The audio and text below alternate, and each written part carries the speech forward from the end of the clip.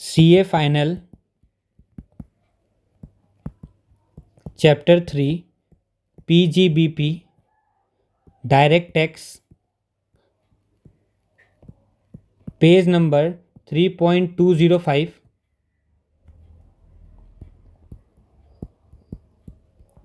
Question number 8। ठीक है। Easy Call Limited to provide telecom service in Mumbai. Telecom service दे रहा है इजी कॉल लिमिटेड मुंबई में, और वो क्या बोल रहा है, लाइसेंस लिया 1/4/2021 को। ठीक है। और वो कमेंस कब से किया, बिजनेस कमेंट किया 1/4/2022 से। ठीक है, ये क्वेश्चन में यही बोला है, और बोला है कि 3 इक्वल 27 लाख में लिया रहा। इसको कैसे पेमेंट करेगा, इसका आपका 9 लाख 9 लाख 9 लाख 21 में, 22 में, 23 में। ठीक है, ये ओवरव्यू दे दिया मैंने। तो वो बोला है कि हमको बताओ कि 24 25 में इसका डिडक्शन कितना मिलेगा एसेसमेंट ईयर। तो देखो इसमें क्या होता है, टेलीकॉम लाइसेंस जो मिलता है ना, उसमें आपको डिडक्शन मिलता है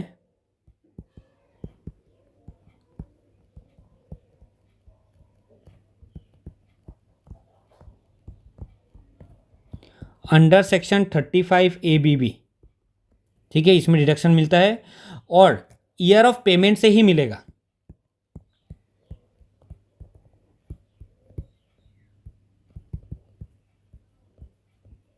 Commencement.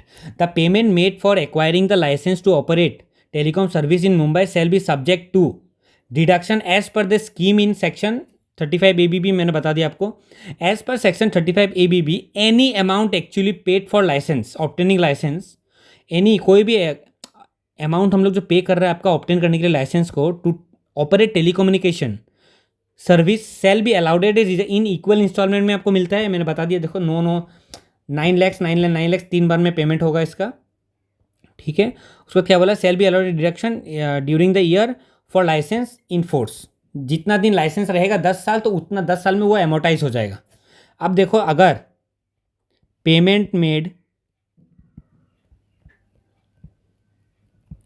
During payment made before commencement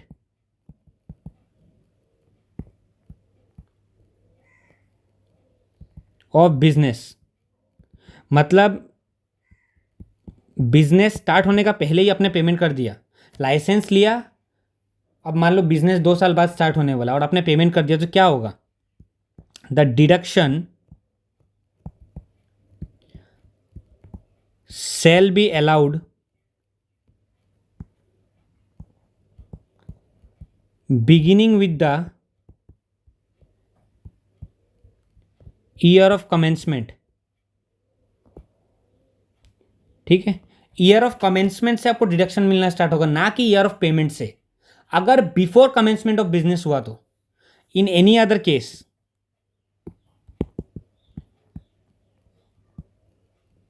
और कोई भी दूसरा केस में क्या होता है, देखो it will be allowed commencing from the year of payment, वो ईयर ऑफ पेमेंट से होगा।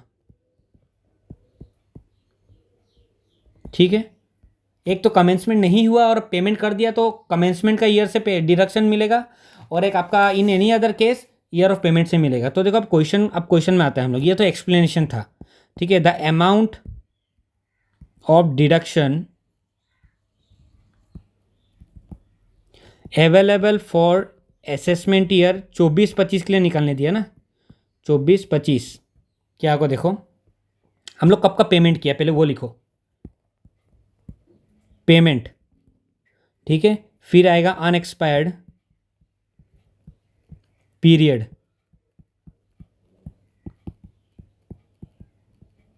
इंस्टॉलमेंट का अमाउंट और डिडक्शन कितना मिलेगा। ठीक है, अब इसमें क्या है, देखो सबसे पहला 21 को पेमेंट किया, 22 को पेमेंट किया, 23 को पेमेंट किया।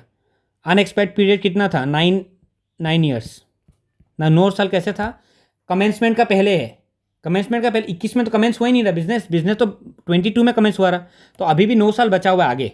ठीक है, क्योंकि बिगिनिंग से मिलता है कमेंसमेंट से, तो फिर 22 में जो पेमेंट किया उसका कब से मिलेगा, उस साल से मिलेगा 22 से, तो अभी भी 9 साल बचा हुआ है। अब 23 वाला से 22 तो चला गया, अब किससे मिलेगा, 8 ईयर्स।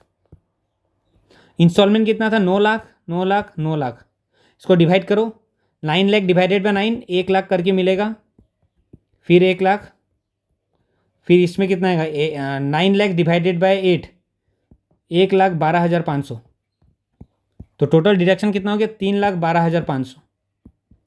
असेसमेंट ईयर 24-25 में आपको डिडक्शन कितना मिलेगा 3,12,000। The deduction under section 35 ABB for assessment year 24-25 shall be 3,12,500।